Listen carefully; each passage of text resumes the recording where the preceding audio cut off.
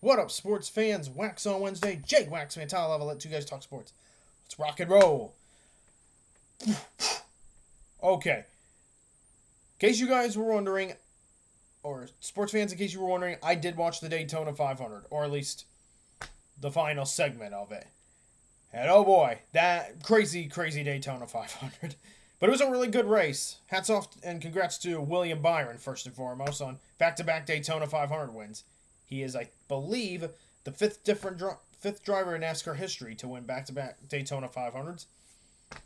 And you know what? Kudos to him. He put himself in the right place at the right time when all hell broke loose at the front. Crazy racing all around. Lot of wrecks, which a lot of non-NASCAR fans, they say, I watch the races to see the wrecks. Well, you got a lot of that. So there's no doubt about that. And including Ryan, and of course, the wreck that everybody's talking about is Ryan Priest, whose car went like this and then went airborne. Me and my man Tyler Lavalette, along with some special guests, will discuss this on Friday. We'll talk about this, or I'll roll a clip to show you this Ryan Priest flip on Friday. We'll talk about it. Okay, in case you sports fans are wondering. So just a little sneak peek. But I'm going to talk about the rest of the race today. So at first it was looking pretty uneventful. I knew there'd be a big wreck. But of course, there had to be quite a few more, including the final one, or the wreck on the final lap, which took out the leaders, including Denny Hamlin. So it was overall, hey, good race. Not too crazy. Most of the wrecks didn't happen until the very end. Okay. We've had Daytona 500s where the big ones have happened way too early, and I don't like it when it happens. So good solid racing overall. And all right, I'll give you guys one take, okay? One specific take that on everything, on a particular topic surrounding the Daytona 500 that everyone is talking about, and that is the that first big wreck in which Ricky Stenhouse Jr. and Joey Logano made contact, resulting in a big wreck and two big-time contenders in Ryan Blaney and Kyle Busch getting taken out. So there's that matter. All right. My take on this, at first, I watched it and I'd said, okay, fault goes both ways. I mean, maybe Logano could have lifted, but Stenhouse should have stopped moving down. But now that I've thought, after much more, another look at that and much more critical thinking into that, you know what, I just got to be honest. Look, I get it, rubbing is racing, and sometimes that's a product of Daytona. Hey, that's Daytona. Sometimes, hey, at the very end of the race, no one's going to lift. But watching that wreck was 100% on Stenhouse. And I know, and you know what? I don't necessarily dislike Joey Logano. I'm okay with him. But even I know there was nothing he could have done there. There was not much. He had nowhere to go. Because he went into the middle. Before that wreck, he was in the middle trying to make a pass. And all of a sudden, Stenhouse just aggressively came down to block him. And then afterwards, Stenhouse continued to keep blocking down on him. And I think Logano realized, you know what, if he keeps forcing me down any further, I'm going to end up running into my teammate, Ryan Blaney. So Logano did, I think, the only thing that he really could have done. And he just held his line. And big wreck as a result. But that wreck actually happened because not because Logano held his line, but because Stenhouse just kept on moving until Logano had just had enough of his bull crap, and he came right down on Logano, spun around, and Stenhouse went into Ryan Blaney, who then went up the track, and then Kyle Busch just got caught up in all this mess, as well as a lot of other contenders, including Tyler's guy Chase Elliott, who wasn't taken out of the race, just caught up in it. Same with Ryan Blaney, but when I look back on it, hey, Ricky Stenhouse, or should I say Ricky Stenhouse, or Ricky Spinhouse, or whatever other nickname you want to call him. He has a lot of nicknames. And there's a reason why people refer to him as Ricky Stenhouse, or Ricky Spinhouse, or Ricky Wreckhouse, if you even want to go into that. Because this is a driver, okay? This is a driver who drives harder, but doesn't necessarily drive smarter. You all heard the moniker, work harder, or work smarter, not harder. Well, In this case, we're going with driving. And in that Daytona 500, Ricky drove harder but not smarter. And yes, I know this is going to happen because, and I'm not surprised. Someone was going to make a stupid mistake in this race. That's part of Daytona, No give and take in those final laps. But that was a moment, and if you watch the replay, and in my opinion, that was a moment where Ricky Stenhouse could have lifted there and prevented this accident and given himself a better chance to win the 500. There were still so many laps to go around that point, like about between 40 to 35, I think it was. And just chose not to lift, and he had nowhere to go. The whole hole was closed, and that's just watching that replay. So, based on with all that, the replays I've seen, that stuff, my opinion, all right, I get it. It's racing at Daytona, and, no give and take. But you know what? That wreck was avoidable. In my opinion, was avoidable. And you know what? The blame for that falls entirely on Ricky Stenhouse. Just, there was no way that was going to work. He was way too aggressive and too early. Still plenty of laps to go in the Daytona 500. But you know what? That's racing. It happens. You're gonna have drivers do stupid things. It's just the way Daytona is. So, again, so that's the one thing I have an opinion on. And you feel free to say what you want about it. But hey, otherwise, it was a pretty good race. Kept everyone on their toes. Had all the drama, and you know what? Almost everybody wrecked. You could say that. It was a crash fest at the very end. So what else is new? And in the end, kudos and congrats once more to William Byron. Right place, right time, and he wins the Daytona 500. And some will say, okay, he got lucky, but Richard Petty once said this: "I'd rather be lucky than good at Daytona." I mean, and that's coming from a guy who won, I believe, 5 Daytona 500s. Actually, maybe more. Forget. I think it was 5 Daytona 500s. So, overall, actually a pretty thrilling race to start the new NASCAR season. And that's where I'll leave this subject for now. Whoo! We're in for a big hockey game on Thursday night, sports fans. That's right, the rematch of the century between two rival nations in terms of hockey. So, the Four Nations face-off concludes on Thursday. The championship, United States of America versus Canada. As far as I know, 8 p.m. on ESPN. The game will be in Boston. So the Americans with home ice advantage in this championship game. So the last game between these two was at the Bell Center in Montreal. Next game will be at TD Garden in Boston. Whoo boy, this is going to be good. So, hey, really cool to see the United States win against Canada 3-1 in a fantastic hockey game. But, all right, now, can the Americans do it again? Can they do it one more time? And can they sweep the Canadians? Or in the face-off tournament?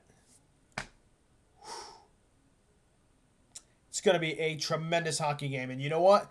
Those Canadians, they're going to be looking for revenge. They're going to come back hungry. They're going to come into TD Garden hungry and angry. The U.S., they're going to need to be on guard and on their toes, on their feet. And you know what the U.S. did this week, on Sunday, they played hard defense. Tremendous defense. That was a big reason why they defeated the Canadians. They defeated Team Canada. So not the Montreal Canadiens, but rather the Canadians of Team Canada. So Team USA won that game 3-1 because they played tremendous defense in that game. The U.S. is going to need more of that defense. More. Like, much more than they showed in that tremendous effort against Team Canada. Because they're going to win this rematch and win this championship and show that hockey in the USA is superior to hockey in Canada. And in my opinion, I believe that we're seeing a changing of the guard. But, Team USA's got to prove it now. They got to prove that there's a changing of the guard in the leading nations of hockey. So if they're going to prove that hockey in the USA is superior to hockey in Canada, got to play tremendous defense, all right? Got to have that strong forecheck, poke checks, Keep the puck out of their zone as much as possible. Control that puck, all right? And they will have a great shot to win that game if they do those things. So puck control, great defense, be on the forecheck and be on guard at all costs. Take care of the puck. Value it. All right, because the team that controls the puck is going to win more times than not. So, oh boy, this is going to be a big game. This is obviously we all know the politics surrounding this matchup. All right, we got the Canadians who are booing our national anthem, and a lot of it due to the politics, or Donald Trump, as some claim it to be. But regardless of all politics aside, this should be a great matchup. The Canadians are going to be hungry. The U.S. has got that home ice advantage in this championship. Can they make the best use of it? Can they do the things that I say they need to do? I think this is going to be this may very well go down as the hockey game of the century, regardless of who wins.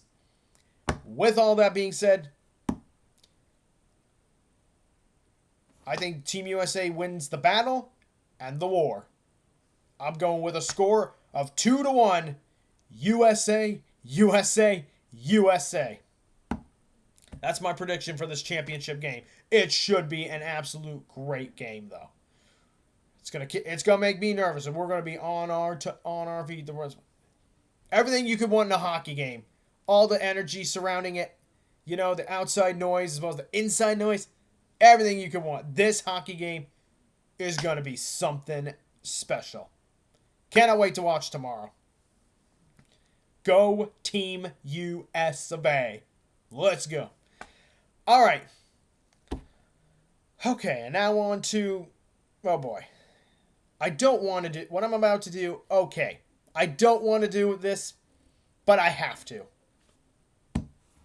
So, Purdue Basketball has lost 3 games in a row now. Their season is in a tailspin. They are spinning out of control. Things are not going well for Purdue Basketball. And you know what? What I'm about to do, I'm about to send a message to Purdue Basketball. And I am going to send a message of some tough love. All right? It's tough love time. I love this Purdue basketball team, but there are things that need to be said. So I will say them. First of all, I never expected that. First of all, this Purdue team, I knew it was going to be a young team. I knew there were going to be ups and downs on the season. There are going to be some great wins and also some frustrating losses. And there have been plenty of frustrating losses these last 3 games. No question about that. All right, you lose some, you win some, you lose some. It happens. But here is what is pissing me off about this Purdue team. It's the way they are losing these games. So this is where the tough love begins. Purdue Basketball, I love you. I enjoy watching you. But for Pete's sake, wake up. Play harder. This product of basketball, the Purdue Basketball is playing right now, this is unacceptable. I do not like this. Because elite college basketball teams, they do not play poorly on defense. Elite basketball teams play consistent offense. This Purdue basketball team is not playing consistent offense.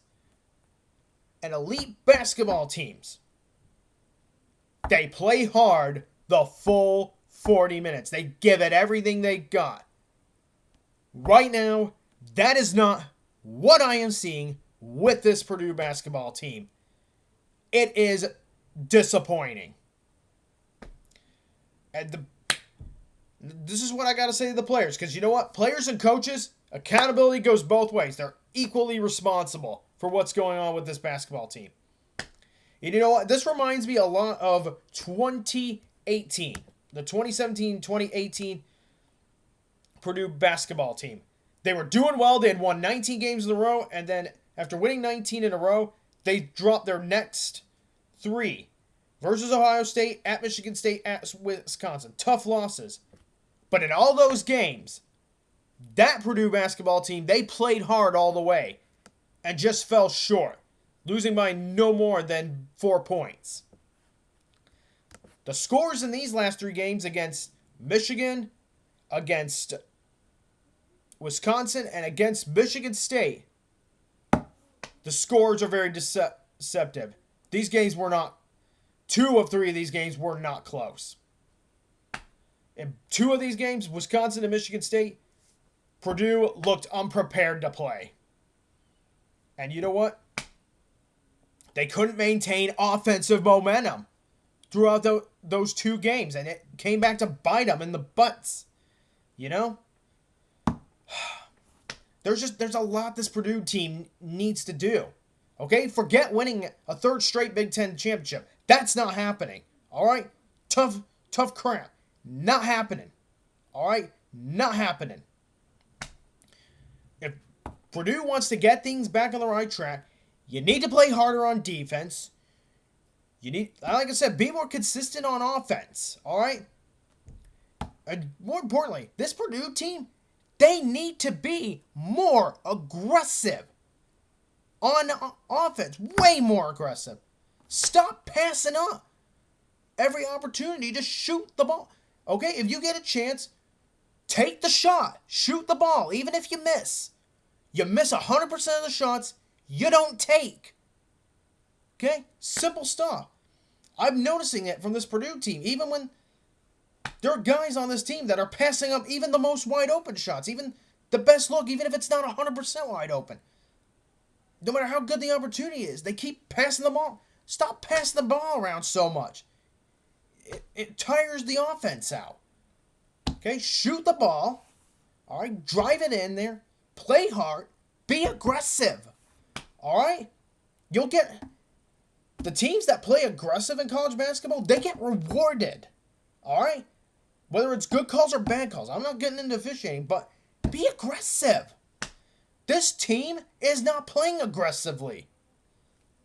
And then when things go wrong, this Boilermaker team, they just run out of energy. They show no signs of energy, no signs of life at times. We have these as soon as these scoreless droughts hit, this team they just fold. I'm sorry. Brutal love here. I have seen this Purdue basketball team when they are playing their best, and they are fun to watch. There are guys on this team that are fun to watch. I love Braden Smith, all right? Probably my favorite player on the team. Look, I like that he tries to get others involved in the game, but these next few games, I want to see Braden Smith. He has got to be more aggressive. He just needs to take the shots. Put the ball up onto the rim. You know, he's so lethal on the jumper. Why not, right? You know, but of course he's balling out. Trey Kaufman-Renn is balling out. And you know, we've seen Fletcher Lawyer, we've seen the production he can bring. It's been those 3 all season long. And there have been a couple others, like CJ Cox, who delivers a jolt of energy on defense and sometimes hits a big 3. I like CJ Cox. Going to be a great basketball player. Okay? But in these last 3 games, this team as a whole, they are playing like complete crap. This team is playing their worst basketball at the worst possible time. This is February. March is up next. And what happens in February is an indication of how good your team is going to be come March, or where you're at come March. And right now, this Purdue team is not in a good standing going into March. They've got no momentum. They're lacking confidence. They're lacking that killer instinct. They're lacking that aggressiveness, that drive. We need that back. Gene Katie has got to be, you know what? Smoke has got to be coming out of Gene Katie's ear right now. Because this team has got to be pissing him off as much as they are pissing me off. Goodness. And you know what? The responsibility falls on both the players and coaches. All right, players have got to play harder. But also, and you know, stop turning the ball over too. Stop turning the damn ball over. That's another thing I'd like to add. Take it, value the rock. But also, I like Matt Painter, and I trust what he's doing. And I trust the system he's established at Purdue. Okay, I like that we're developing recruits. I don't mind having an off year or two if it means that Purdue's going to have some amazing teams down the road with amazingly developed basketball players. But you know what? I'm going to give him some tough love here too.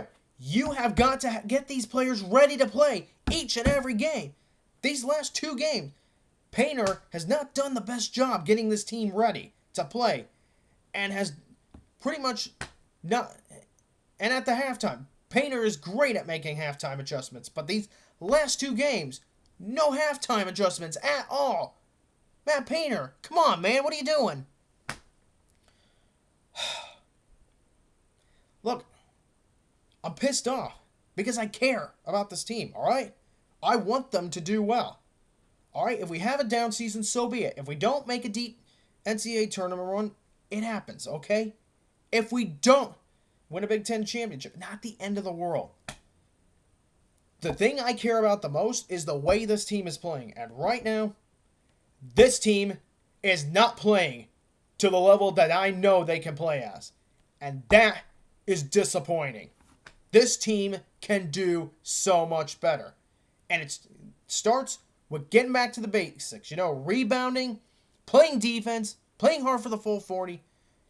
Take the damn shot when you've got an opportunity. Take care of the basketball. All simple things. Basic fundamentals. This team has gotten away from that in this losing streak that they are in. And it shows. They're panicked. You know, they're scared. And you know what? They look like they're lacking confidence. Whether it be in taking a 3-point shot or even just playing defense. All these things that I mentioned, there's a lack of confidence. There's a lack of focus, energy. Somebody in that locker room needs to say, hey, someone needs to, okay, we need to be holding each other accountable. If I was in that locker room and I was one of the coaches, we need to be telling ourselves, hey, we all got to do better. We got to do better to bring each other back up. So let's get back after it. Let's get to work and practice. All right? A lot of people have also been talking about, you know, who's going to transfer this offseason. I won't get into that in this topic, all right?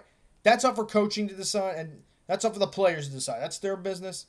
I have opinions about that, but I won't state that. Right now,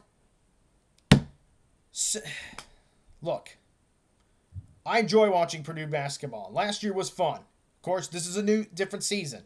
I knew it was going to be. I knew we were going to have some frustrating losses to go with some amazing wins. I'm not exactly sure what the ceiling is for this Purdue team in March. Okay? I just don't know at this point. But if this team,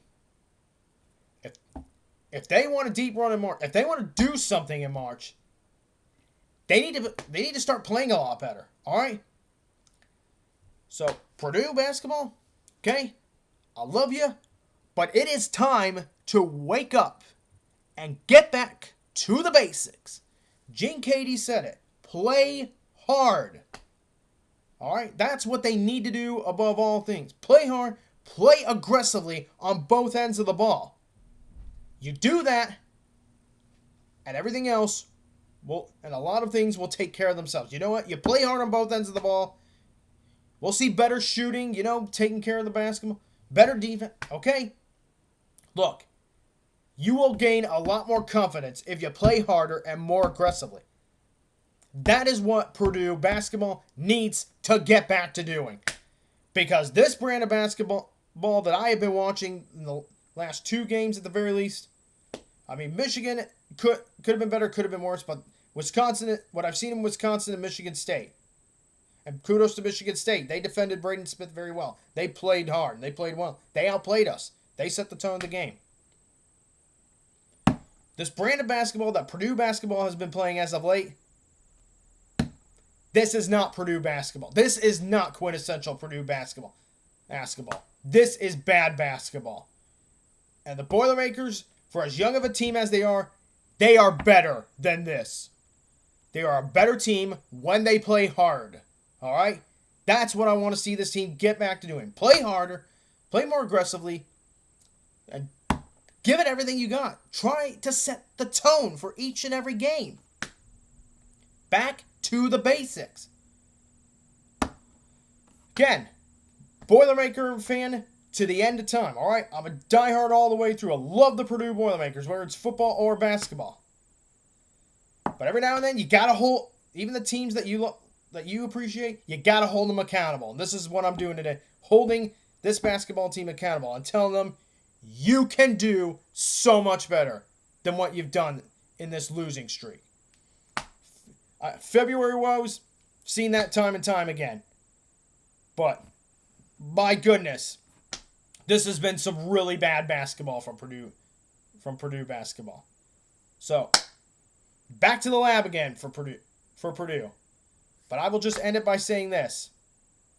Purdue basketball, wake up, play harder. You got Indiana on Sunday. Big rivalry game. No one wants to lose that. Okay? Be ready to play in that game and you come ready to play hard and set the tone for the full 40 minutes. You'll have a great chance of bouncing back, but you've got to play harder, Purdue basketball. You can do so much better than what I've seen these last 3 games. Finally, I'll lay off of that. I am going to get set up. And on to this day in sports history. And on this day, the 19th of February, 1928, Canada retains the Olympic ice hockey title when they rout Switzerland 13-0. That's a high-scoring game, 13-0. In the final round in St. Moritz, Canadian left wing Dave Trottier top scores with 15 points. Whew, that's a lot of points. All right, sports fans, that's all I got for this week's Wax on Wednesday. Any comments or questions you have, leave them below. I'd love to see them. Of course, don't forget, and feel free to subscribe to Two Guys Talk Sports. And sports fans, hope you guys have a good week. This is Jake Waxman from Two Guys Talk Sports signing off.